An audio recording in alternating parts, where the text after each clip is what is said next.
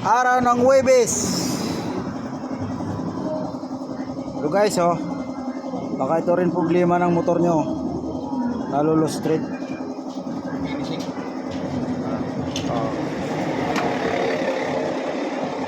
Wala na.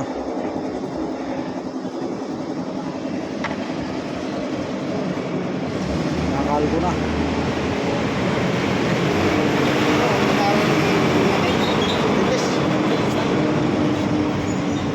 Ito pala, mag-build up pala tayo dito para matibay ulit yung ginagamit nating materyales.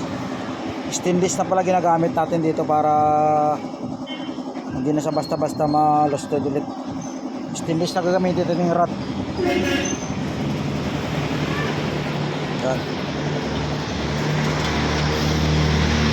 So, tugo tayo ng Raider 150. Yan. Huwebes. Ano sila dyan, Bert? Yung mekaniko? Mekaniko. Ayan. Nililinis ng maigi. Palapatin mo. Okay naman eh. Bagong palit yung ano eh. Yung black. Bagong bago yung black oh. Parang brand new yung ano mo. Ang lupit mo maglinis ah. Pero pag motor mo ginagawa mo, hindi naman malinis. No. Yan. Wala nang kasing bayad dyan. Yun lag.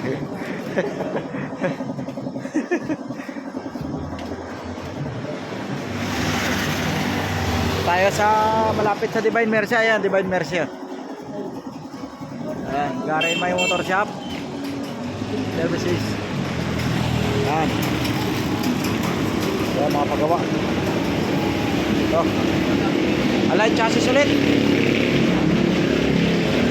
Ayan, malapit na yan. Mamaya siya matapos yan. Kaya ito oh. Ito ba makina? TMX 155. Ito pala yung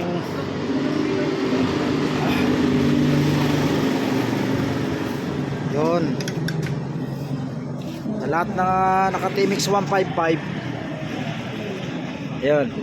Ito pala yung sakit nito. Nauubos ng spring to. Ayan.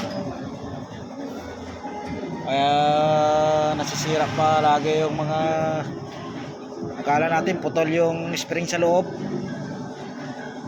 Tumataplis dito kasi ubos na yun. Kaya maya dipibuild up pa natin to. Aluminum TIG wheel gamitin natin.